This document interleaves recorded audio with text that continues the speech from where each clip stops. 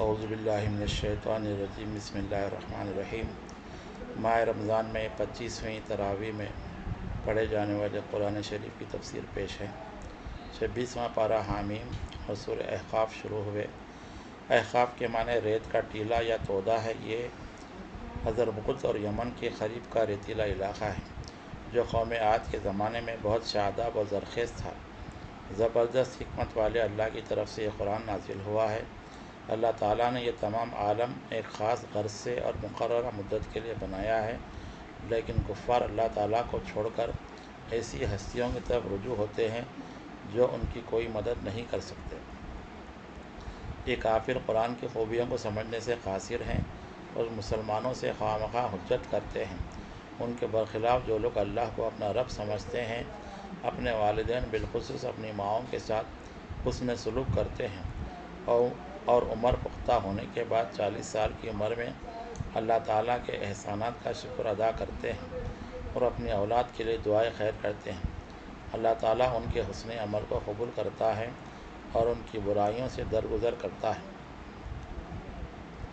جب حضرت ہود علیہ السلام نے احقاف کے مقام پر قوم عاد کو عذاب الہی سے ڈرایا تھا تو انہوں نے انکار کیا۔ پھر ان پر ایک ابر کی شکل میں عذاب آیا اور ایک ہفتے تک ان پر مسلسل ہوا کا غضبناک طوفان مسلط رہا، یہاں تک کہ وہ ہمیشہ کے لیے نیست و نابود کر دیے گئے اور گھروں کے کھنڈر باقی رہ گئے۔ ایک تذکرہ اجنہ کے ایمان لانے کا بھی ہے۔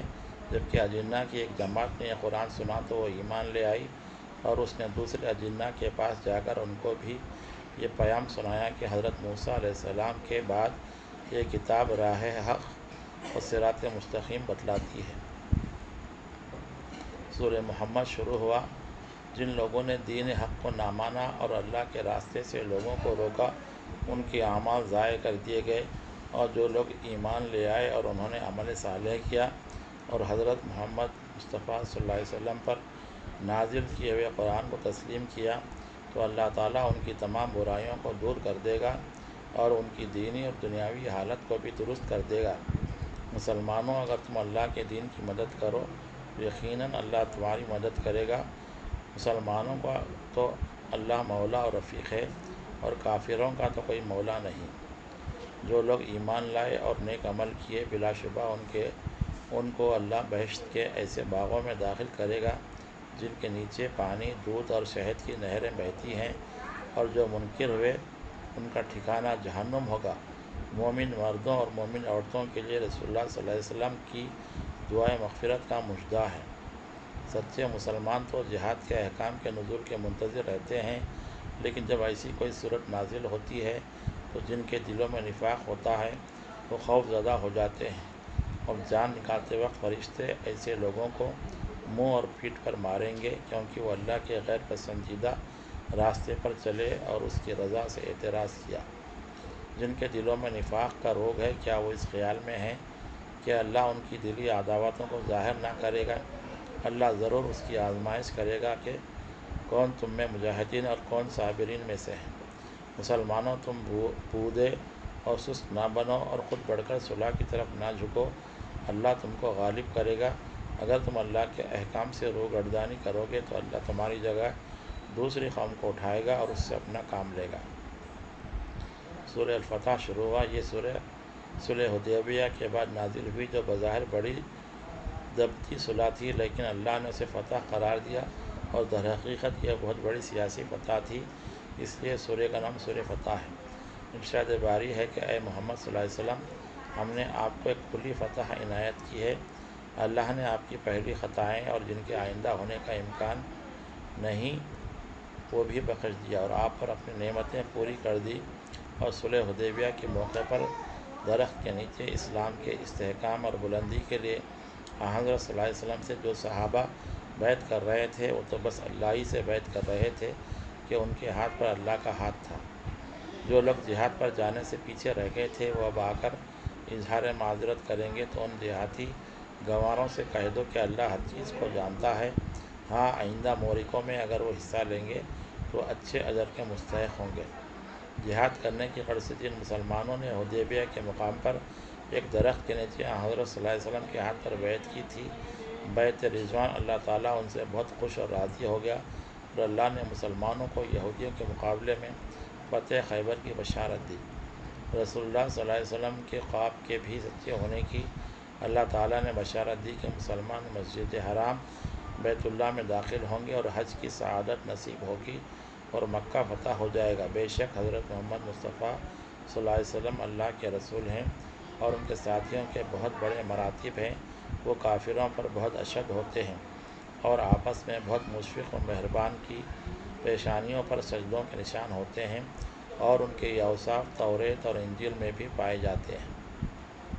سورہ حجرات شروع ہوا۔ اس سورہ میں بارگاہ رسالت میں حاضری کے آداب بتائے گئے ہیں کہ اپنی آواز رسول اللہ صلی اللہ علیہ وسلم کی آواز سے بلند نہ ہونے پائے، اور آپ صلی اللہ علیہ وسلم کو حجروں کے باہر سے نہ پکارا جائے، بلکہ بطور خود آپ صلی اللہ علیہ وسلم کے برآمد ہونے کا انتظار کیا جایا کرے۔ آپس میں میل جول بڑھانے کے طریقوں پر کاربند ہونا چاہیے، اور کسی بری خبر پر فوراً یقین نہیں کرنا چاہیے تاوقتے کہ اس کی پوری تحقیق نہ ہو جائے۔ مسلمان کا بھائی ہوتا ہے اور اس کو حق برادری ادا کرنا چاہیے، اور آپس میں صلح کی کوشش کرنی چاہیے۔ اے مسلمانوں، آپس میں ایک دوسرے کی اہانت نہ کرو۔ تمہیں کیا معلوم کہ اللہ کے نزدیک کون مرد یا عورت کس سے بہتر ہے؟ اور کسی کو عیب نہ لگاؤ اور نہ برے ناموں سے یاد کرو۔ آپس کی بدگمانی، تجسس اور غیبت سے بھی بچو۔ المختصر اچھے اخلاق کا بہترین نمونہ پیش کرو۔ اللہ تعالیٰ تمہارے اعمال سے خوب واقف ہے۔ سورہ قاف شروع ہوا۔ قسم اس بڑی شان والے قرآن کی جس کے ذریعے دنیا میں انقلاب عظیم آیا۔ کافروں کو یہی تعجب رہا کہ ان جیسے انسان نے ایسا قرآن کہاں سے لایا، اور کیا مرنے کے بعد پھر کوئی زندگی ہونے والی ہے؟ قرآن کے اس دعوے کی دلیل خود یہ کائنات ہے، جبکہ مردہ زمین سے ہر قسم کی رونق کی چیزیں نکلتی ہیں۔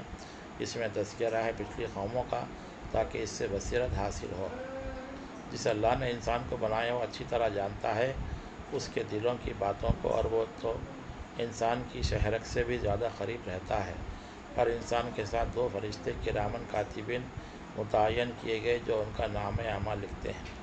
قیامت کے دن تمام کافروں اور مشرکوں کو جہنم میں بھرنے کے بعد بھی جہنم میں کافی جگہ باقی رہے گی، اور اللہ کے نیک بندوں کے لیے جنت قریب سے قریب تر ہوگی۔